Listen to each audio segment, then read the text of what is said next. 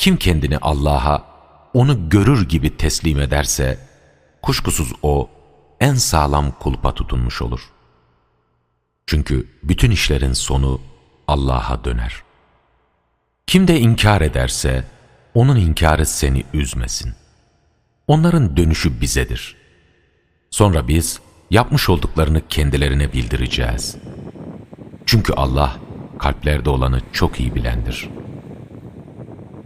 Biz onları kısa bir süre dünya nimetlerinden yararlandırırız.